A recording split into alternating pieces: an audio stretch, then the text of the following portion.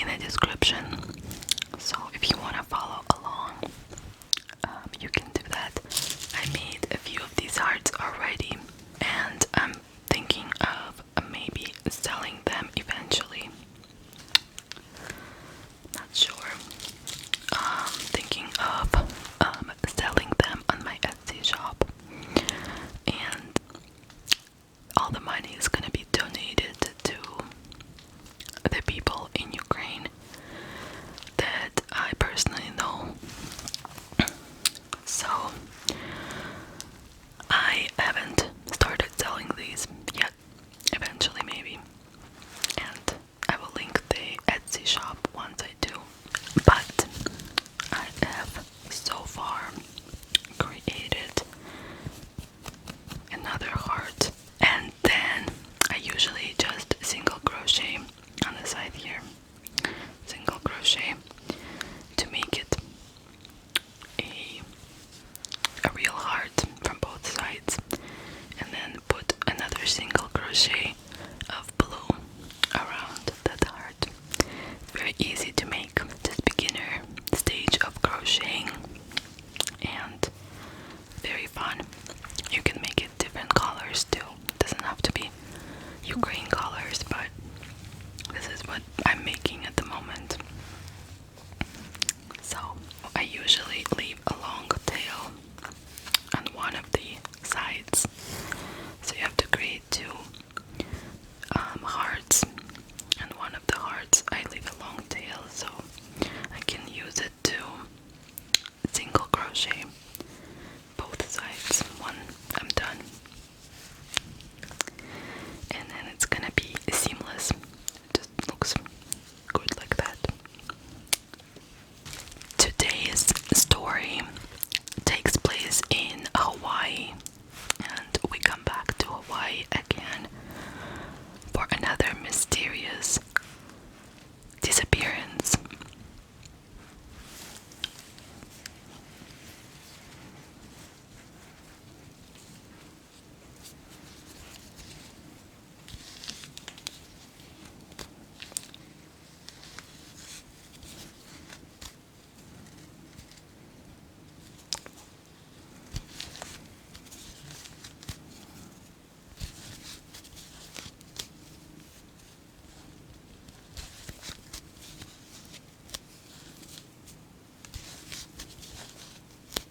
On February 11th, 1979, 5 local men of the Hana town in Hawaii, which is a very beautiful town in Maui Island, took the day off to go on a fishing trip in their 17-foot Boston whaler called the Sarah Joe. The men's names were Peter Hatchett, who was 31 years old, Benjamin Kalama, who was 38 years old, Ralph Malekini, who was 27 years old, Scott Moorman, who was also 27 years old, and Patrick Wasner, who was 26 years old. They had a good day at the start of their trip. However, at around 11 a.m., a storm suddenly hit the island, and unfortunately, neither the men nor the boat ever made it back to the island.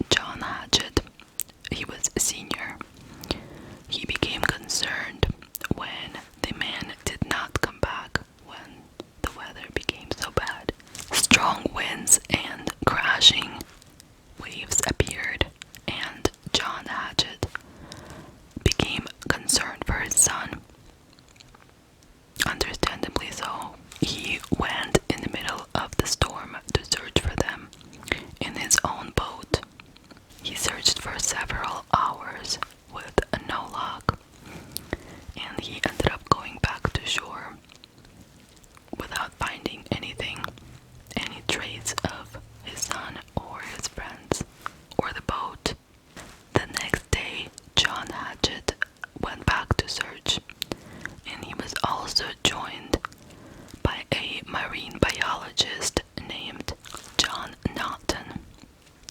However, they unfortunately did not find anything that day either.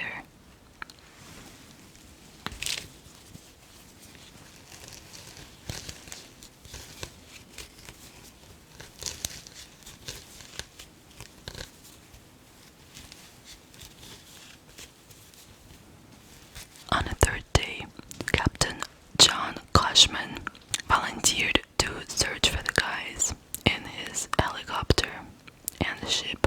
The search expanded as the days passed. One problem that existed was that the ship was actually a similar color as the ocean, which made it very hard to find in the ocean when searching for it.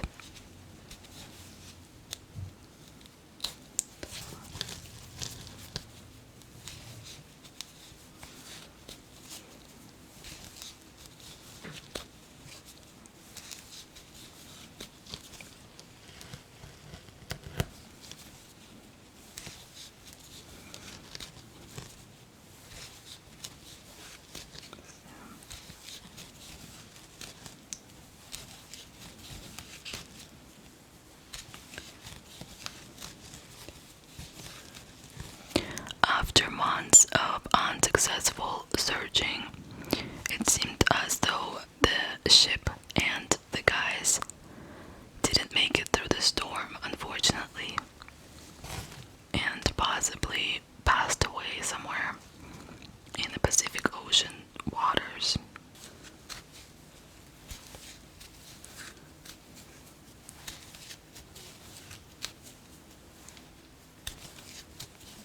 Since the man had so much experience operating boats, it did not make sense that they would not be able to make it through the storm and come back somehow in the boat, because they did not go that far.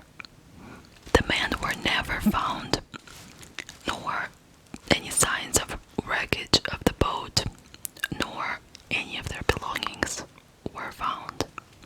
So their families came to terms that they must have died at sea. In September of 1988, so this was nearly 10 years later, marine biologist who helped search for John Hatchett and his friends went on a wildlife expedition with his team. They traveled to Takiato, and this is an uninhabited coral reef near the island of Maui. It's located towards the north of the Marshall Islands and about 10,000 miles west of Maui. While conducting some research on the island, the team came upon what looked like a boat wreckage, and upon closer inspection, John Norden, the marine biologist, was able to see the registration number and identify it, and he recognized that this boat was most likely registered in Hawaii. So he brought the picture of the boat and the registration number back to the shore, and when the Coast Guard ran it in the system, they could not believe it.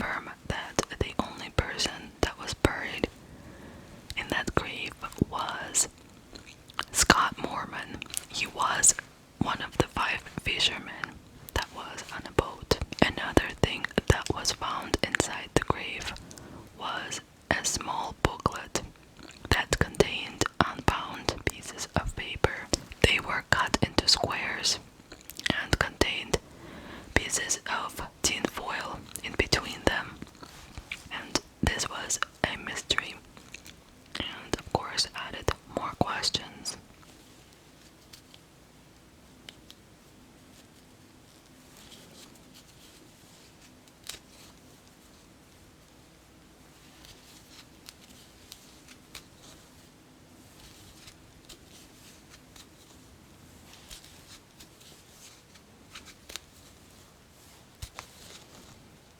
So questions began to arise. Who buried Scott Merman? And where were the other men from the boat? Was he still alive when he made it to this coral reef? But experts did come up with some potential scenarios that might have happened.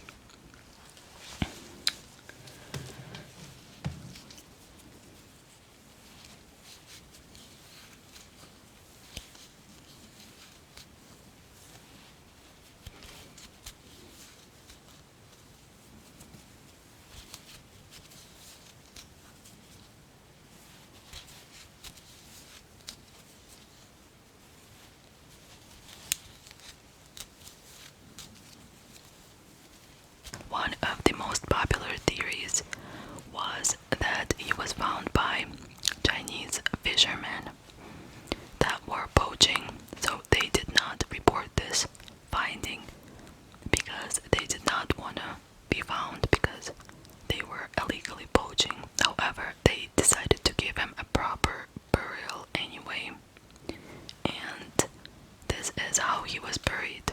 This theory seemed very plausible because this particular area would often have Chinese fishermen come there to poach for fish. This would also answer the question about the booklet that was found inside the grave, because according to traditional Chinese burial ritual that tells to bury people with papers in square shapes, this will symbolize a good fortune in the afterlife.